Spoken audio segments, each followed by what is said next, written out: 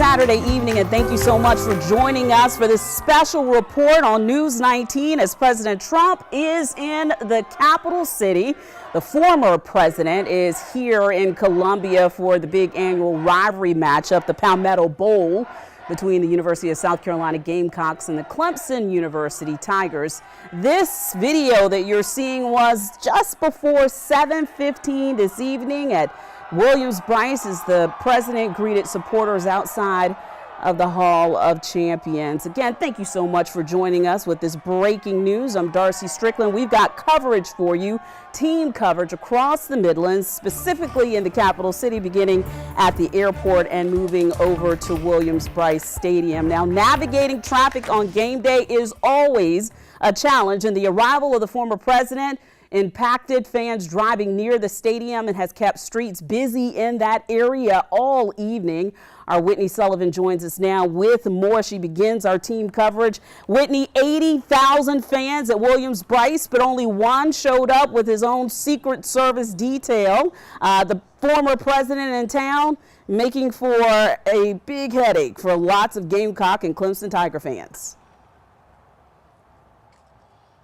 That's right, Darcy. Now, after practices, press conferences, and a major announcement from former President Donald Trump, the big day is finally here. As you can see behind me, I am almost about a stone's throw away from Williams-Brice Stadium. And as you can see, even though traffic has been heavy, clearly it has not hampered spirits out here. Now, we're on the 800 block of Bluff Road, and even though kickoff just happened, or is about to happen in a few moments, as you can see, there are still cars surrounding Williams-Brice Stadium. Now, we are about 15-20 minutes away from the stadium, and I can tell you that as soon as we cross the tracks at the intersection of Bluff Road and Assembly Street, the intersection of Bluff Road and Assembly Street, again, very excited fans.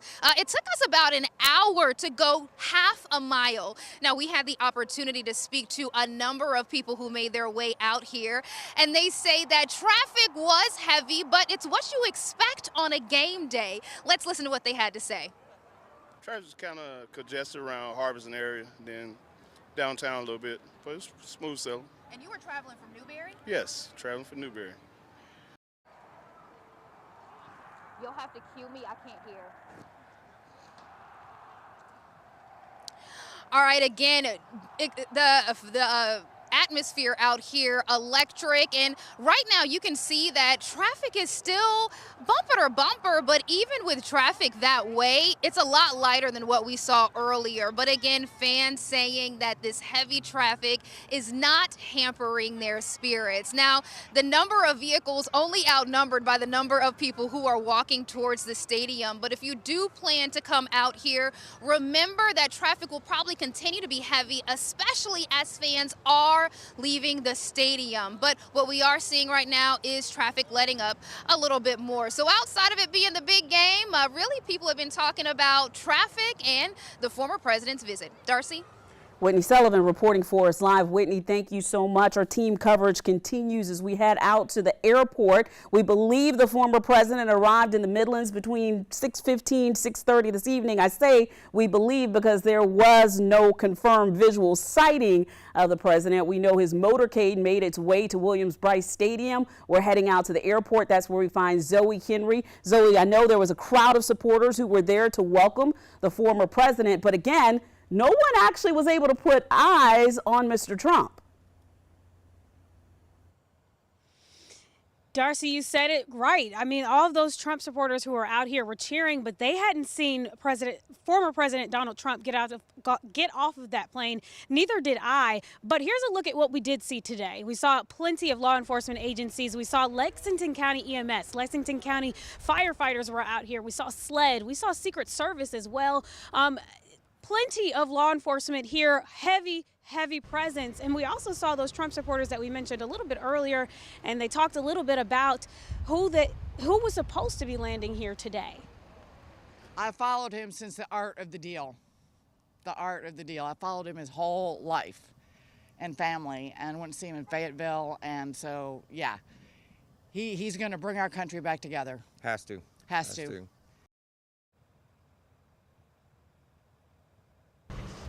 And again, no confirmed sighting of the former president getting off of a plane here. We did see that plane land about an hour ago, but again, did not see former President Donald Trump get off of that plane.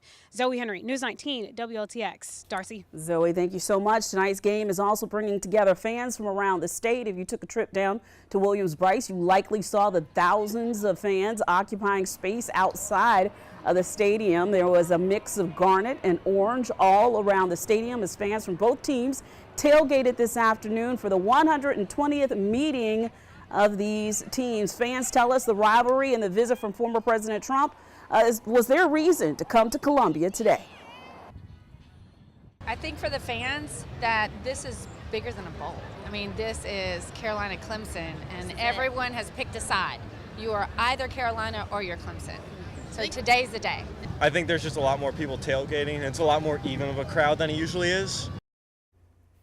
Fans also reported seeing an increase in police presence surrounding the former president's visit. Our team coverage continues this evening with security. It is always a priority at huge football games like tonight's, but it's been taken to another level as the former president is expected to make an appearance by halftime. News 19's Becky Buds has a look inside Williams-Brice Stadium. I'm here at Williams-Brice Stadium as thousands of fans are pouring into the stadium, starting to take their seats before the big game. I spoke with about a dozen fans so far. Everyone says that security is running smoothly. They're only standing in line for 30 seconds, maybe up to 5 minutes at the most. Everyone tells me that it's looking like any other home game here at Williams-Brice Stadium. So that means that they're getting their tickets scanned. They are going through metal detectors. If you have a bag, it's going to be checked, and there is a clear bag policy. Some people have told me there's a little bit more police presence here today. A lot of our law enforcement, local law enforcement is here, including USC Police, Richland County Sheriff's Department, and more. So security is definitely high here, but nothing out of the ordinary. Again, I spoke with some fans about their experience. Take a listen to what they had to say. The parking's fine. I know Trump is here, but I didn't see any problems coming in, and hopefully we are able to get out of here nice and smooth, but today not so bad. Were you surprised it was like any normal game day with his appearance? I was a little scared, to be honest with you, because you never know. You know, they don't come with just one person in the pickup truck. They come with thousands of people. So no, it wasn't bad coming in here today. We just parked and walked in, and here we are. Security was great. I mean, no holdups. You got the invisible scan check, but security was pretty great. I feel like maybe a safe game in a safe environment. I'll have more coming up tonight at 11, hearing from fans about their experience inside the stadium. Reporting here at Williams-Brice, Becky Buds, News 19, WLTX. Becky, thank you so much. The Gamecocks will look to close out the regular season on a 4-game winning streak and bragging rights over Clemson for the second straight season. But Tiger fans will remind you that they were national champions in 2017 and 2019, and that they also made a visit to the White House when President Trump was president. Now, for more on tonight's game, we're going to turn things over to Chandler Mack. Yeah, Shane Beamer and his team have stated all month long that they want to make this a November to remember, and they are one win away from doing just that. All they have to do is beat the Clemson Tigers, and they will earn bowl eligibility, something that wasn't that likely when this team started the season 2-6. You know, I understand, too, you're only as good as your most recent game and most recent year, or whatever you want to call it. So Gamecocks are competitive, and yeah, they were happy to do it last year, but now they're certainly, you know, hungry to try and do it again. To do it again, go out and bang like this at our home stadium, to beat them again 2 years in a row would be crazy. You know, in the summer, people saying, "Oh, my year was made because you guys, you know, won that game." So obviously, we want to do that again. We want to bring that joy to the fan base, to our team, to our coaches, and you know, to do that, we got to go out there and play our best ball on Saturday. Now, in order to get their 6th victory of the season, the Gamecocks will have to beat a Clemson team that's not only on a 3-game winning streak of their own, but a team that is also 4-0 at Williams-Brice Stadium since 2015. And the combined score of those 4 games is 139-45 in favor of Clemson. We'll have highlights and reaction from this game later at 11. Reporting inside of Williams-Brice Stadium, Chandler Mack, News 19, WLTX. Well, hopefully everyone outside bundled up. This is one of the coldest nights that we've had a football game here in Columbia in the last couple of years. So definitely a chilly night. You can see the lights going off at Williams-Brice Stadium, the game about to start up here. We're in the low 50s right now, but that's pretty short-lived. We're looking at temperatures likely getting, and you can see right now, actually just updated into the 40s. So that's where they're going to stay for the rest of the game and for the rest of the night if you are heading outside. As we take a look across the Midlands, 46 in Manning. We're at 49 in Columbia, 43 in Winsboro, 45 in Newberry, I should say, and 49 in Saluda. Take a look through tonight. You can see those temperatures continuing to fall. By 10 to 11 p.m., we're already seeing in the low to mid 40s, a chilly night ahead, and that's leading to some rain in the forecast for your Sunday. We'll talk about that coming up. Corey, thank you. We now know the identity of the 6-year-old boy who died in a hunting accident in Orangeburg yesterday. The Orangeburg coroner confirms Avery Davis was accidentally shot and killed on Whisperwood Road. The Department of Natural Resources says they are still in the beginning phases of their investigation. The boy's father, Jeremy Davis, took to Facebook today saying his son was one of the toughest houndsmen, fishermen, outdoorsmen, and athletes that he's ever known. Of course, we'll have more on this story when you join us tonight at 11. Today, local Italian staple Aladia's announced the permanent closure of its original Irmo location. The restaurant has been at North Lake Drive for more than 15 years. They expanded with the Lexington location on Main Street a few years ago, which will remain open. The business was in some hot water over this summer after several employees quit, saying their paychecks bounced. Then in October, the Department of Labor found the restaurant they decided to fine the restaurant over $2,000 due to withheld pay. The owners did not announce a reason behind the closure today. Stay with us. We've got more News 19 at 7 coming up after this short break.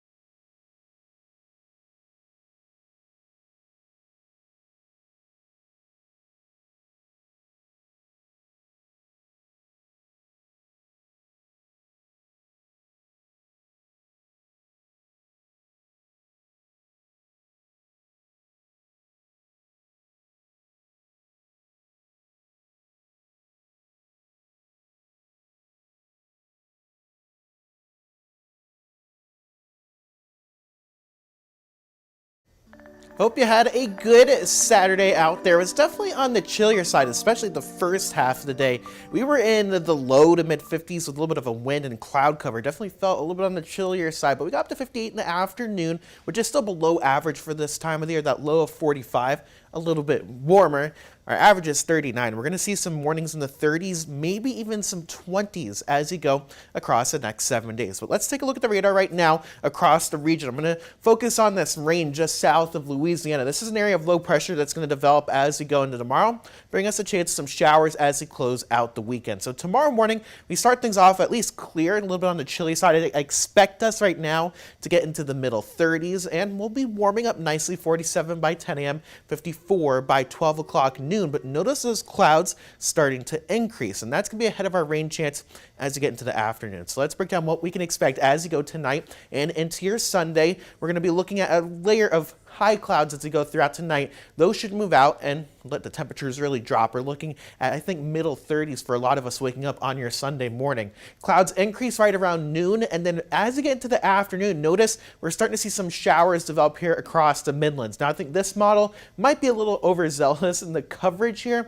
but I do think that we're going to see at least isolated scattered showers, especially south of I-20 as you go into the late afternoon and the evening hours. This is 7 p.m., seeing some rain in places like Orangeburg, Calhoun, and Clarendon counties, and this should last through about midnight or so before we start to clear things out as you go into your Monday. So tomorrow afternoon, just keep in mind, we do have the chance of some showers. Temperatures should be kept down a little bit. We're at 56 degrees around 2 p.m., and you can notice the shower activity really starting to move in around 2 to 3 o'clock. That's what we're looking at least right now. Now, the rest of the week looks dry for the most part, so it's going to be about the temperatures. We're going to see a push of cold air as we get late Sunday and into Monday, which will allow our temperatures to cool down, especially in the overnight periods. But it's once you get towards midweek, a secondary push of cold air down the East Coast will probably set up for the coldest night we've seen so far this season. Looks like middle 20s could be possible to start off your Wednesday. And look at these temperatures. These are your morning lows over the next couple days. Mid 30s tomorrow. We're close to freezing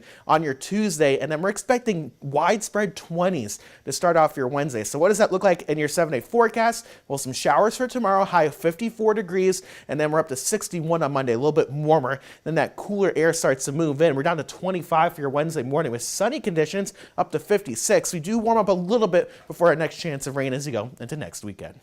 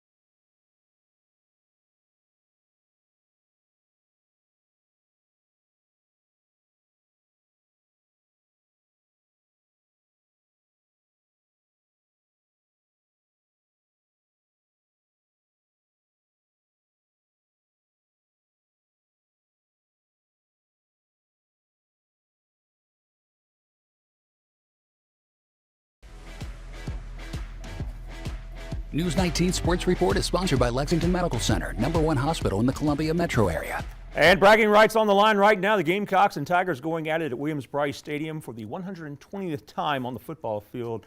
Looking forward to a great Saturday night of football to cap off a rivalry week. Earlier, just a few hours ago, the Gamecocks taking part in the final Gamecock walk of the season. This is a team that was 2-6 at one point, but they've rallied with 3 straight wins. They can still go to a bowl game even with a 5-7 record, depending on if there's too many open slots and needing teams to fill those bowl games. But the best case scenario to go bowling is to win tonight, so you're 6-6, and that makes you bowl eligible. Meanwhile, Clemson also arriving at the stadium. The Tigers have won 3 straight as well. And again, both teams coming in having won 3 in a row. Tigers defeated Georgia Tech, North Carolina as well, along with Notre Dame. So Clemson playing well, Carolina playing well. We'll have highlights and hopefully reaction tonight on News 19 at 11. At Charlie W. Johnson Stadium, undefeated Benedict ranked as high as 4th nationally and the number 1 seed, hosting number 11 Lenore Ryan, a 4 seed in the Division II playoffs. The Tigers earning a first-round bye. Benedict was down 7-0 in the first when Aeneas Dennis drops back and hooks up with Reginald Harden. A 58-yard connection for the first score of the game for the Tigers. Extra point no good, so it's 7-6, Lenore Ryan with the lead. Still in the first, less than a minute left in the quarter, and Dennis will go to Harden again, who goes into the spin cycle, and that ends up being an 87-yard touchdown. 2-point conversion no good, so it's 12-7, Benedict on top. And a great crowd at Charlie W. Johnson Stadium to watch this one. A Lenore Ryan touchdown put the Bears on top, but Benedict will score in the final minute of the first half. Dennis to Caden High, 29-yard connection. So at halftime, Benedict leads the Bears from Hickory, North Carolina, 19-14. Third quarter, Benedict punting out of the end zone, and Irmo product Diari Rogers fields it at the Benedict 44, and the former Yellow Jacket takes it back 22 yards to the Benedict 22. And that would lead to Sean White finding Songa Yates for a 21-yard score.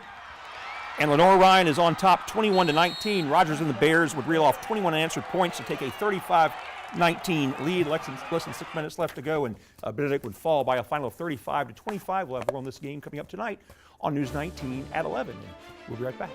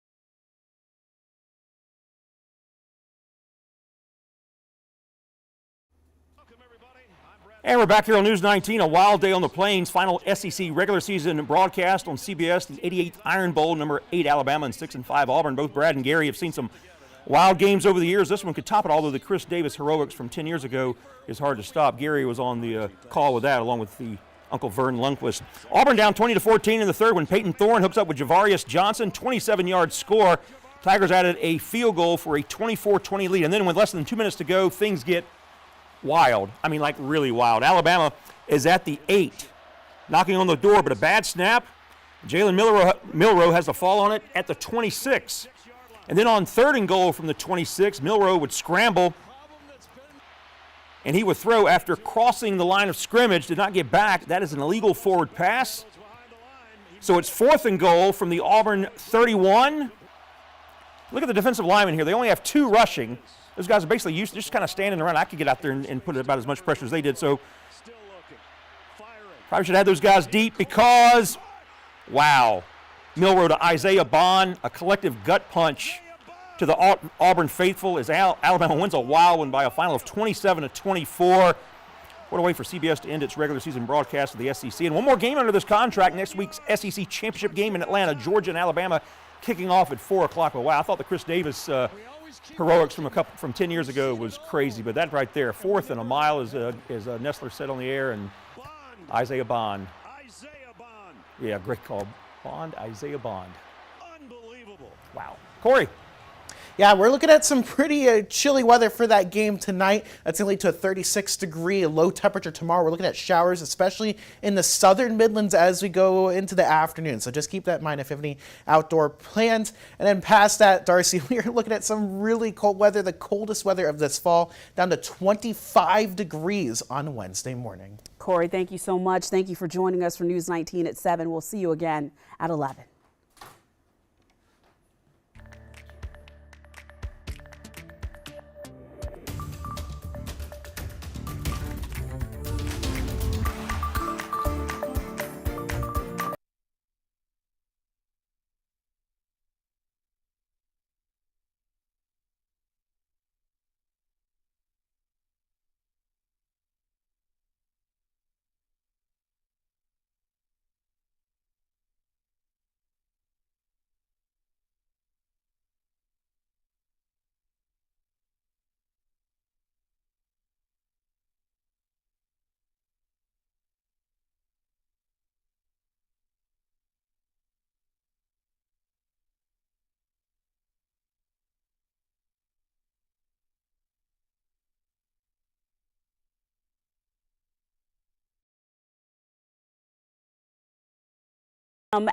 At halftime, come out on the field. Of course, News 19 has crews there. We'll continue to follow this story for you, not only on air, but also online at WLTX.com.